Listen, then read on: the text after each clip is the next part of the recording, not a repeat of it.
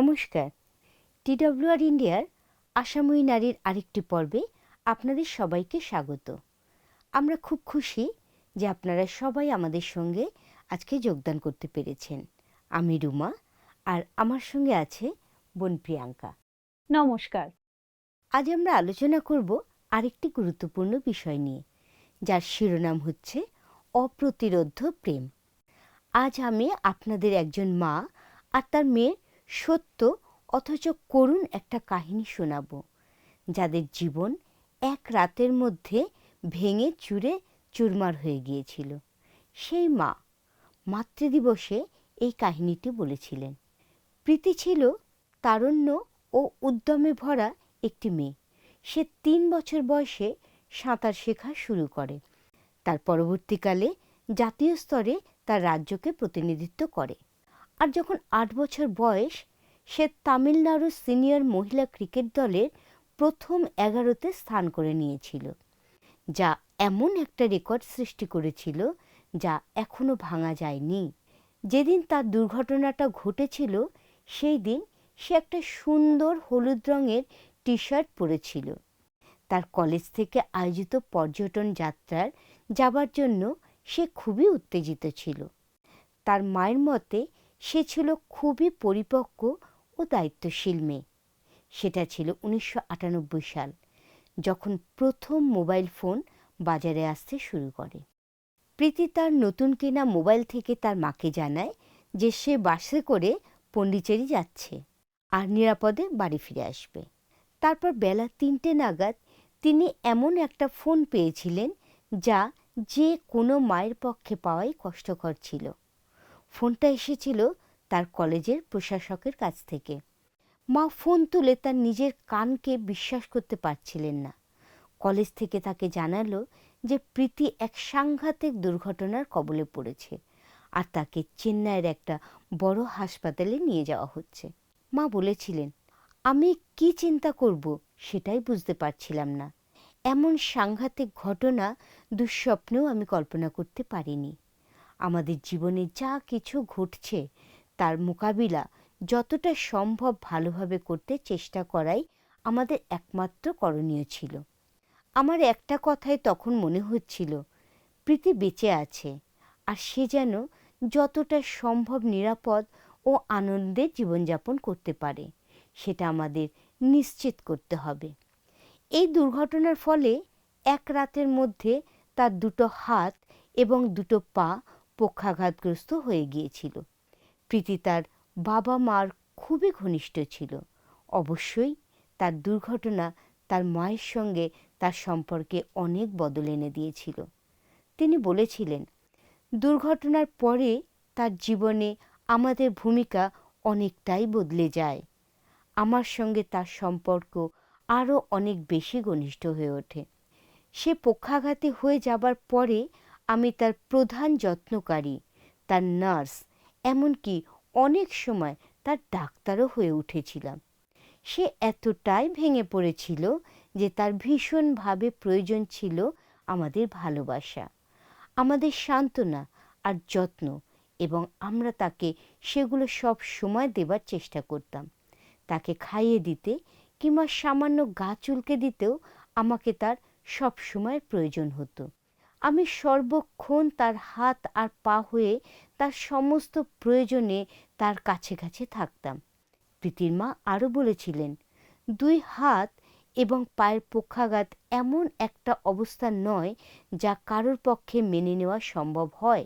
প্রত্যেক দিন তাদের কাছে একটা নতুন চ্যালেঞ্জ, নতুন বাধার মতন। ছোট বড় পাথরের বাধা যেমন একটা নদীকে পেরিয়ে যেতে হয়, তেমনি আমাদেরকেও প্রতিদিন অজস্র বাধা পেরোতে হতো। কি সাংঘাতিক ঘটনা! কিন্তু মায়ের নিঃশর্ত ভালোবাসার কোনো তুলনা হয় না। অনেকের কাছেই জীবনের মূল্য খুব একটা বেশি হয় না। তারা এমনভাবে জীবনযাপন করে যেন পৃথিবীতে তারা চিরকালের জন্য বসবাস করবে। হ্যাঁ প্রিয়াঙ্কা, তুমি একদম ঠিক বলেছ। এই ঘটনা মায়ের নিঃশর্ত ভালোবাসাকে দেখিয়েছে। কিন্তু আজ আমরা এমন এক প্রেমের বিষয়ে আলোচনা করব যা মানুষের সমস্ত প্রেমকে অতিক্রম করে ফেলে। আর সেটা হচ্ছে ঈশ্বরের অপ্রতিরোধ্য প্রেম। সেটা প্রেমের আদিরূপ এবং নিখুঁত প্রেম। এই প্রেম আমাদের প্রতি ঈশ্বর করে থাকেন।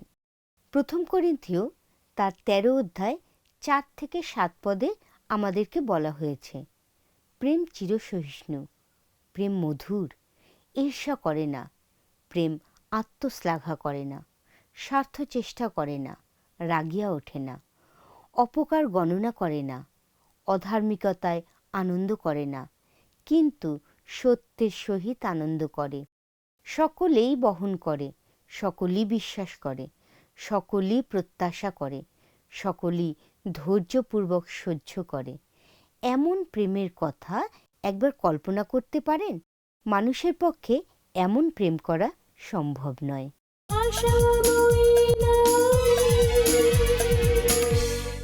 সত্যি, এমন প্রেম মানুষ করতে পারে না। কেন? কারণ ঈশ্বরের প্রেম শুদ্ধ, কিন্তু মানুষের প্রেম অশুদ্ধ। মানুষের প্রেম মূলত স্বার্থপর এবং শর্তাধীন। একমাত্র ঈশ্বরই সিদ্ধভাবে আমাদের প্রেম করেন। ঈশ্বরের সঙ্গে আমাদের গভীর সম্পর্ক থাকলে আমরা তার প্রেম অনুভব করতে পারি, আর সেই প্রেম ঈশ্বরের মতোই অন্যকে প্রেম করতে আমাদের সাহায্য করে। আমরা যখন তার প্রেম অনুভব করি তখন আমাদের আর ভয়ের কিছু থাকে না। সিদ্ধ প্রেম সমস্ত ভয়কে দূরে সরিয়ে দেয়। প্রথম যোহন তার 4 অধ্যায় 18 থেকে 19 পদে আমাদের বলা হয়েছে, প্রেমে ভয় নাই, বরং সিদ্ধ প্রেম ভয়কে বাহির করিয়া দেয়, কেননা ভয় দণ্ডযুক্ত, আর যে ভয় করে সে প্রেমে সিদ্ধ হয় নাই। আমরা প্রেম করি কারণ তিনি প্রথমে আমাদিগকে প্রেম করিয়াছেন। ঈশ্বর আমাদের অতীত এবং বর্তমানের সমস্ত ত্রুটিগুলি অবগত আছেন, তবু তিনি আমাদেরকে প্রেম করেন। ঈশ্বরের প্রেম যে কেবল অপ্রতিরোধ্য তা নয়, সেটা অবিচ্ছেদ্য বটে। আমরা যখন তার সঙ্গে সম্পর্কে দৃঢ় থাকি তখন তার প্রেম থেকে কেউ আমাদেরকে পৃথক করতে পারে না। এর অর্থ কি এই যে আমরা কোনো সমস্যায় পড়লে তিনি আমাদের প্রেম করা থেকে বিরত হন? না, তা কখনোই না। আমরা যখন কষ্ট বা বিপর্যয়ের মধ্যে দিয়ে যাই, নিপীড়িত, ক্ষুধার্ত, নিঃস্ব হই, মৃত্যুর ভয়ে জর্জরিত হই, তখনও তিনি আমাদের প্রেম করা থেকে বিরত হন না। এই সমস্ত অবস্থায় আমরা বিজয়ী হই, কারণ খ্রিস্ট আমাদের প্রেম করেছেন। যা লেখা আছে রোমিও তার 8 অধ্যায় 35 পদে এবং 37 থেকে 39 পদে। হ্যাঁ, ঈশ্বরের প্রেমের কি অসাধারণ নিশ্চয়তা! বাইবেলে আদি পুস্তক থেকে প্রকাশিত বাক্য অবধি ঈশ্বরের প্রেমের কথা বলা হয়েছে। গীতসংগীতার বহু পদে আমাদের প্রতি ঈশ্বরের প্রেমের কথা বর্ণনা করা হয়েছে। গীতসংগীতা 36-এর 5 গীতে গীতরচক দায়ুদ ঈশ্বরের প্রেমের কথা বর্ণনা করে বলেছেন, সদাপ্রভু, তোমার দয়া আকাশমণ্ডলে ব্যাপ্ত, তোমার বিশ্বস্ততা গগনস্পর্শী। ভাওবাদীরা, গীতরচকেরা ও প্রেরিতরা সবাই এই বিষয়ে লিখেছিলেন আর ঈশ্বরের অসীম প্রেমের আশীর্বাদ লাভ করেছিলেন। যিশু যখন পৃথিবীতে ছিলেন তখন অনেক সময় তিনি পিতার প্রেমের বিষয়ে শিক্ষা দিয়েছিলেন। ঈশ্বরের প্রেম এত মহৎ যে মানুষের মস্তিষ্কের পক্ষে সেটা বোঝা সম্ভব নয়। যেমন ধরুন, কি কারণে অসীম ক্ষমতাশীল এবং মানুষের সৃষ্টিকর্তা ঈশ্বর আমাদের পাপের জন্য তার একমাত্র পুত্রকে ক্রুশের উপরে প্রাণ দেবার জন্য প্রেরণ করেছিলেন। মৃত্যুদণ্ড দেবার যত রকম পন্থা আছে তার মধ্যে ক্রুশে হত্যা হচ্ছে সব থেকে পাশবিক। অপরাধীকে উলঙ্গ করে ক্রুশের সঙ্গে পেরেক দিয়ে আটকে তাকে ঝুলিয়ে দেওয়া হতো, যাতে সে ক্লান্তি আর শ্বাসরোধের কারণে মারা যায়। অত্যন্ত ভয়াবহ ব্যবস্থা। কিন্তু প্রভু যিশুকে বেআইনি বিচারে মৃত্যুদণ্ড দেওয়ার আগেও তার উপরে চলেছিল অকথ্য নির্যাতন। এই সমস্ত কিছুর মধ্যে দিয়ে তাকে যেতে হয়েছিল একমাত্র আমাদের পাপের কারণে, যাতে ঈশ্বরের সিদ্ধ বিচারের কার্যকরী হতে পারে। খ্রিস্টের ক্রুশের ওপরে মানুষের মৃত্যুর ভয় ও আশার মিলন হয়েছিল। ঈশ্বরের প্রেম একটা ঢাল যা আপনাকে ঘিরে রাখে, যাতে আপনি সুরক্ষিত থাকেন। ঠিক এই কথাই গীতসংগীতা তার 5:11-12 গীতরচক বলেছেন। কিন্তু তোমার শরণাপন্ন সকলে আহ্লাদিত হোক, তাহারা চিরকাল আনন্দ গান করুক, কেননা তুমি তাহাদিগকে রক্ষা করিতেছ। যাহারা তোমার নাম ভালোবাসে তাহারা তোমাতে উল্লাস করুক, কেননা তুমি ধার্মিককে আশীর্বাদ করিবে। হে সদাপ্রভু, তুমি ঢালের ন্যায় তাহাকে প্রসন্নতায় বেষ্টন করিবে। ঈশ্বরের প্রেম যে কেবল আপনাকে আনন্দ দেয় তা নয়, কিন্তু আপনি যখন তার শরণে আসেন তখন তার প্রেম আপনাকেও রক্ষা করে। ঈশ্বর আপনাকে হতাশ করবেন না, কেননা তার প্রেম কখনো ব্যর্থ হয় না। ঈশ্বর আমাদেরকে যে স্নেহ করেন তা অশেষ ও অলঙ্ঘনীয়। এই প্রেমটি কোনো কাজ নয়। কিছু থাকা আর কিছু করা হচ্ছে দুটি ভিন্ন বিষয়। একইভাবে প্রেমে থাকা আর প্রেম করার মধ্যে পার্থক্য আছে, অর্থাৎ কর্ম আর স্বভাব দুটি ভিন্ন বিষয়। আমাদের প্রেমের উৎস হচ্ছেন ঈশ্বর। ঈশ্বরের প্রেম আমাদের প্রেরণা। আপনার জীবনে কোনো সময় হয়তো আপনি যাকে ভালোবাসেন সে আপনাকে কষ্ট দিয়েছে বা আপনার সঙ্গে বিশ্বাসঘাতকতা করেছে। অন্যকে ভালোবাসা বা বিশ্বাস করা খুবই ঝুঁকির ব্যাপার। কোনো ব্যক্তি যদি আপনাকে কষ্ট দিয়ে থাকে, তাহলে অন্য কারোর কাছে নিজেকে প্রকাশ করা খুবই কষ্টকর। অন্যদিকে ঈশ্বরের ভালোবাসা সত্যি করেই শর্তহীন। তিনি কখনো আপনাকে ঠকাবেন না, কারণ তিনি বিশ্বস্ত। ঈশ্বরের প্রেম অত্যন্ত ব্যক্তিগত। তিনি আমাদের প্রত্যেককে তার সন্তান রূপে দেখেন। একবার ভেবে দেখুন তো, ঈশ্বর হচ্ছেন সৃষ্টিকর্তা আর আমরা তার সৃষ্টি। তার সন্তান রূপে মান্যতা পাওয়া আমাদের বোধের বাইরে। ঈশ্বর যখন আপনাকে আহ্বান করেন আর আপনি সেই আহ্বানে সাড়া দেন, আপনি তখন কেবল তার বন্ধু নন, কিন্তু সন্তানও হয়ে যান। আর তখন ঈশ্বর আপনার প্রতি আনন্দিত হন আর আপনার জন্য সবচেয়ে ভালোটা চান। তিনি আপনার জীবন আশীর্বাদ ও আনন্দে ভরিয়ে দিতে চান। আপনাকে যে ঈশ্বর মনোনীত করেছেন তার কারণ হচ্ছে তিনি আপনাকে প্রেম করেন। ঈশ্বর ইসরায়েলীয়দের মনোনীত করে তাদের সঙ্গে একটা নিয়ম স্থাপন করেছিলেন। এটা 2 বিবরণ তার 7:7-9 উল্লেখ করা হয়েছে। অন্য সকল জাতি অপেক্ষা তোমরা সংখ্যাতে অধিক, এই জন্য যে সদাপ্রভু তোমাদিগকে স্নেহ করিয়াছেন ও মনোনীত করিয়াছেন তাহা নয়, কেননা সমস্ত জাতির মধ্যে তোমরা অল্প সংখ্যক ছিলে, কিন্তু সদাপ্রভু তোমাদিগকে প্রেম করেন এবং তোমাদের পিতৃপুরুষদের কাছে যে দিব্য করিয়াছেন তাহা রক্ষা করেন। তন্নিমিত্তে সদাপ্রভু বলবান হস্ত দ্বারা তোমাদিগকে বাহির করিয়া আনিয়াছেন এবং দাসগৃহ হইতে মিশর রাজ ফরৌনের হস্ত হইতে তোমাদিগকে মুক্ত করিয়াছেন। অতএব তুমি জ্ঞাত হও, তোমার ঈশ্বর সদাপ্রভুই ঈশ্বর। যাহারা তাহাকে প্রেম করে ও তাহার আজ্ঞা পালন করে, তাহাদের পক্ষে সহস্র পুরুষ পর্যন্ত নিয়ম ও দয়া রক্ষা করেন। সেই মানুষদের প্রতি ঈশ্বর এই জন্য আকৃষ্ট হননি যে তারা খুব বৃহৎ ও গণ্যমান্য জাতি ছিল। বস্তুত তাদের বলার মতো কিছুই ছিল না। তিনি এই কাজ করিয়েছিলেন শুধুমাত্র তার প্রেমের কারণে আর তার বাক্যের দ্বারা তিনি যে প্রতিজ্ঞা করেছিলেন সেটা রক্ষা করার জন্য।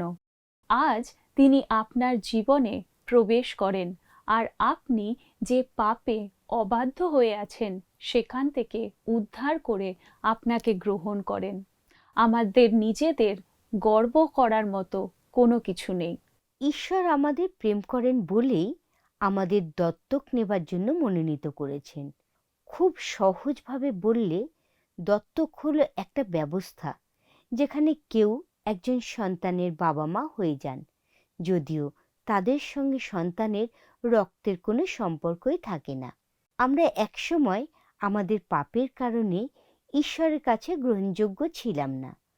পাপ মানুষ আর ঈশ্বরের মধ্যে একটা ব্যবধান সৃষ্টি করেছিল, কিন্তু ঈশ্বর তার পুত্র প্রভু যীশু খ্রিস্টের মাধ্যমে আমাদেরকে দত্তক নিয়ে নিজের পরিবারে গ্রহণ করেছেন। এই কথাটি লেখা আছে পবিত্র বাইবেলের ইফিসীয় তার 1 অধ্যায় 5 পদে।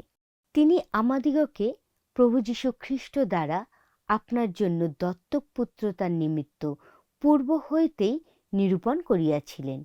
ইহা তিনি নিজ ইচ্ছার হিতসংকল্পের অনুসারে নিজ অনুগ্রহের প্রতাপের প্রশংসার্থে করিয়াছিলেন। আপনি যখন একজন সন্তানকে দত্তক নেন, তখন তাকে সারা জীবন ভালোবাসতে হবে, রক্ষা করতে হবে, আর তার সঙ্গে আনন্দের সঙ্গে জীবন কাটাতে হবে। ঈশ্বর আমাদের দত্তক নিয়েছেন, আর সেটা কোনো দুর্ঘটনা নয়। তিনি অনন্তকালের জন্য আমাদের প্রেম করতে, আমাদের জন্য আনন্দ করতে আর রক্ষা করার জন্যই আমাদেরকে দত্তক নিয়েছেন। হ্যাঁ, আমরা কি মহৎ অধিকার পেয়েছি যে মহাবিশ্বের ঈশ্বর আমাদের ব্যক্তিগতভাবে ভালোবাসেন আর আমাদের তার সন্তান রূপে গ্রহণ করেছেন। আপনি নিজে মা না হলে একজন সন্তানের প্রতি মা বা বাবার ভালোবাসা উপলব্ধি করতে পারবেন না। এটাকে মানুষের গভীরতম প্রেম বলে বর্ণনা করা হয়ে থাকে। আপনি যদি কোনো প্রেমময় মা বাবার সঙ্গে আলোচনা করেন, তারা হয়তো এমন কোনো কারণ ভাবতেও পারবেন না যার জন্য তারা স্বেচ্ছায় তার সন্তানকে মৃত্যুর দিকে ঠেলে দিতে পারে। তারা খুব সম্ভবত নিজেদের সন্তানকে বাঁচিয়ে নিজেরা মৃত্যুবরণ করতে চাইবেন, কারণ তাদের নিজেদের জীবনের থেকে তাদের সন্তানের জীবন তাদের কাছে অনেক বেশি গুরুত্বপূর্ণ। আপনি যদি সন্তানকে দত্তক নেবার কথা চিন্তা করছেন, তাহলে মনে রাখবেন আপনি একটা উপহার পেতে চলেছেন। এই সন্তান দত্তক নেবার সঙ্গে সঙ্গে আপনার একটা দায়িত্বও এসে যায়, কিন্তু ঈশ্বরের ক্ষেত্রে সেটা প্রযোজ্য নয়। তার দত্তক নেওয়া একান্তভাবে তার প্রেমের উপরে আধারিত। কিন্তু একবার ঈশ্বরের প্রেমের কথা কল্পনা করুন, যা সব কিছু ছাড়িয়ে যায়। ঈশ্বরের অপ্রতিরোধ্য প্রেমের আরেকটি উল্লেখযোগ্য দিক হল যে আপনি যেমন, সেইভাবেই ঈশ্বর আপনাকে প্রেম করেন। রোমিও 5 অধ্যায় 8 পদে বলা হয়েছে, কিন্তু ঈশ্বর আমাদের প্রতি তাহার নিজের প্রেম প্রদর্শন করিতেছেন, কারণ আমরা যখন পাপী ছিলাম তখনও খ্রিস্ট আমাদের নিমিত্ত প্রাণ দিলেন। আমরা যতই বিশৃঙ্খলার মধ্যে বসবাস করি না কেন, অথবা আমরা ঈশ্বরের কাছে থেকে নিজেদেরকে যত দূরেই মনে করি না কেন, তবু তিনি আমাদেরকে ভালোবাসেন আর একটা সুন্দর সম্পর্ক স্থাপন করতে চান। এটার উপযুক্ত একটি তুলনা হচ্ছে একজন অবাধ্য সন্তানের প্রতি তার বাবা মায়ের ভালোবাসা। কোনো সন্তান যদি তার বাবা মাকে বলে, আমি তোমাদের ঘৃণা করি, তাহলে খুবই কষ্ট হয়। কিন্তু সন্তানরা এমন বেদনাদায়ক কথা বললেও বাবা মা তাদেরকে ভালোবাসবেন। আমরা যখন ঈশ্বরের বিপক্ষে গিয়ে বলি, আমি তোমাকে ঘৃণা করি, তিনি বলেন, আমি তোমাকে ভালোবাসি। এই হচ্ছে অপ্রতিরোধ্য প্রেমের প্রকৃত অর্থ। ঈশ্বরের কাছে আসার আগে আপনাকে বদলাতে হবে না বা কোনো ভালো জায়গা খুঁজতে হবে না। তিনি স্বয়ং আপনাকে পরিবর্তন করবেন আর আপনার জন্য একটা ভালো জায়গা বেছে দেবেন।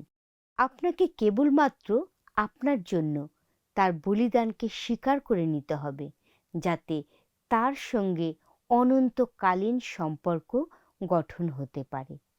আজকাল অনেকে আছে যারা মনে করে যে ঈশ্বরের প্রেম পেতে তাদেরকে কিছু করতে হবে, সেই জন্য তারা নানা রকমের কাজ করে ঈশ্বরের কাছে পৌঁছাবার জন্য, কিন্তু তারা সফল হয় না। কারণ আমরা আমাদের অপরাধে মৃত ছিলাম, কিন্তু ঈশ্বর আমাদের জীবন দান করেছেন।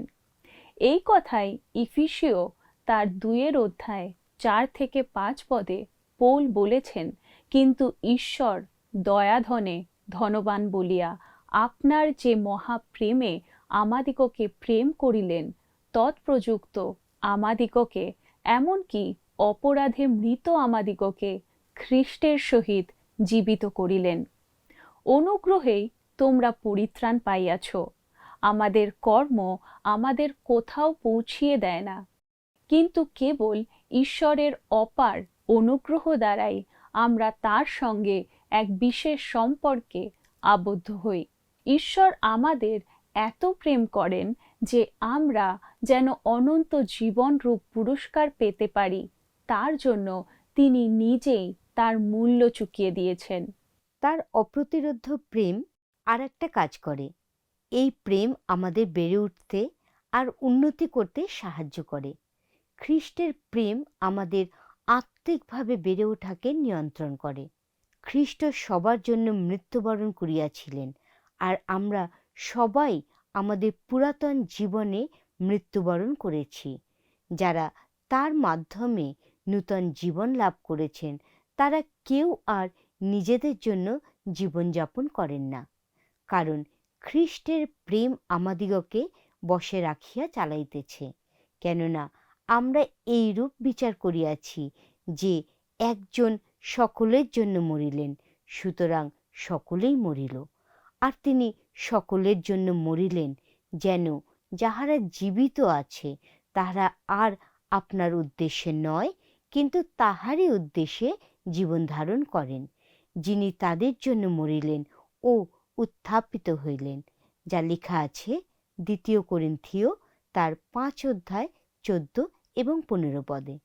আপনি তার কাছে আসার আগে যেমন ছিলেন সেইভাবেই তিনি আপনাকে ভালোবাসেন, কিন্তু এখন তিনি আপনাকে আপনার অতীতের নোংরা পাপীর মতো হয়ে থাকতে অনুমতি দেন না। তিনি দেখতে চান যে আপনি ভালোভাবে বৃদ্ধি পাচ্ছেন।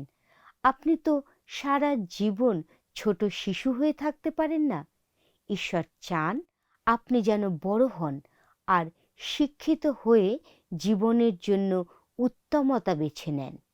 ভালো বাবা মারা তাদের সন্তানদের এই পরিমাণে ভালোবাসেন যেন তারা তাদের পরিচালনা করতে পারেন আর একটা সীমার মধ্যে রাখতে পারেন, যাতে তারা উত্তম ও প্রেমময় প্রাপ্তবয়স্ক মানুষ হয়ে উঠতে পারে। ঈশ্বর কেমনভাবে এই কাজ করেন? দেখো, গীতরচক বলেছেন, তোমার বাক্য আমার চরণের প্রদীপ, আমার পথের আলো। আপনার পথ চলার সময় হঠাৎ অন্ধকার হয়ে গেলে মুহূর্তের জন্য আপনি আতঙ্কিত হয়ে পড়েন, কিন্তু আলো আসলে আপনি আবার দেখতে পান। এই কথাই গীতরচক বলতে চেয়েছেন। ঈশ্বর এবং তার বাক্য ছাড়া আমরা আত্মিকভাবে অন্ধকারে হেঁটে চলি। আমরা কেবল সামনের একটি কি দুটি ধাপ দেখতে পাই। আমরা যখন প্রভু যীশুর উপরে নির্ভর করি এবং তাকে অনুসরণ করি, তখন আমাদের সামনে পথ পরিষ্কার দেখতে পাই। শাস্ত্র যে কেবল আমাদের পথ দেখায় তাই নয়, কিন্তু পথের মধ্যে থাকা গর্তের বিষয়েও আমাদের সতর্ক করে দেয়। আমরা নিজেদেরকে নিরাপদ মনে করি, কারণ শাস্ত্র আমাদের আত্মিক অন্ধকার থেকে আলোতে নিয়ে যায়। সুতরাং ঈশ্বরের বাক্য হচ্ছে একটা প্রদীপ, যা আমাদের জীবনের পথে জ্বলে থাকে, যাতে আমরা পথ ঠিকমতো দেখতে পাই আর কোনো সময় হোঁচট না খাই। ঈশ্বরের অপ্রতিরোধ্য প্রেমের অর্থ হলো যে তিনি সব সময় আমাদের সঙ্গে আছেন। আপনাকে কখনোই একা থাকতে হবে না।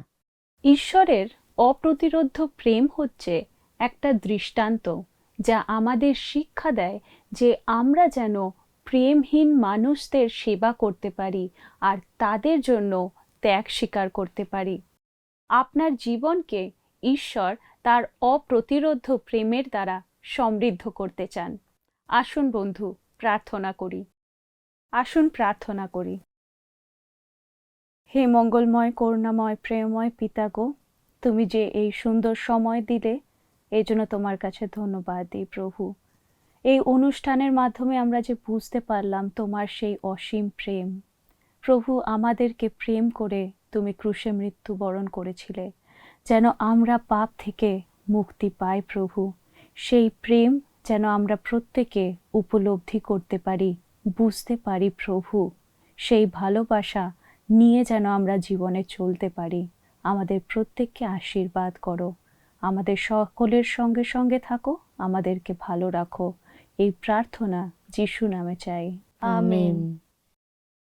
প্রিয় বন্ধু, এই অনুষ্ঠান থেকে যদি কোনো আশীর্বাদ পেয়ে থাকেন তাহলে স্ক্রিনে দেওয়া নম্বরে ফোন করার অনুরোধ রইল। আমরা অপেক্ষা করছি। ভালো লাগলে স্ক্রিনে দেওয়া মিসড কল নম্বরে একটি মিসড কল দেবেন। আজ তাহলে এই পর্যন্তই। ভালো থাকবেন, সুস্থ থাকবেন। নমস্কার।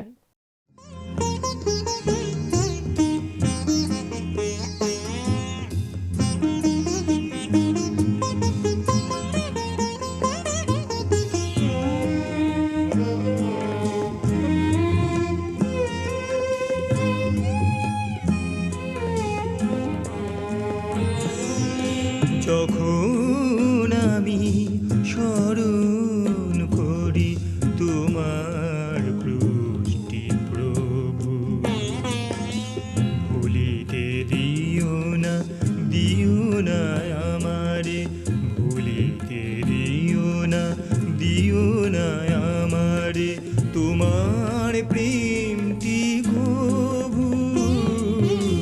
যখন আমি স্মরণ করি তোমার ক্রুশটি প্রভু।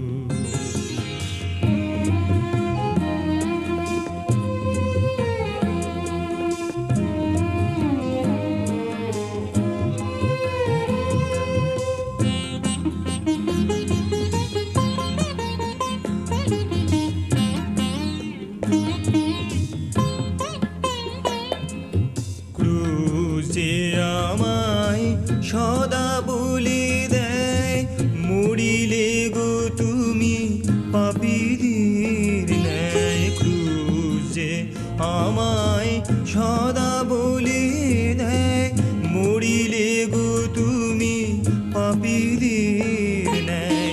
তোমার তো কোনো দোষ ছিল না গো, সবার হলে যে প্রতিভু। যখন আমি স্মরণ করি তোমার ক্রুশটি প্রভু।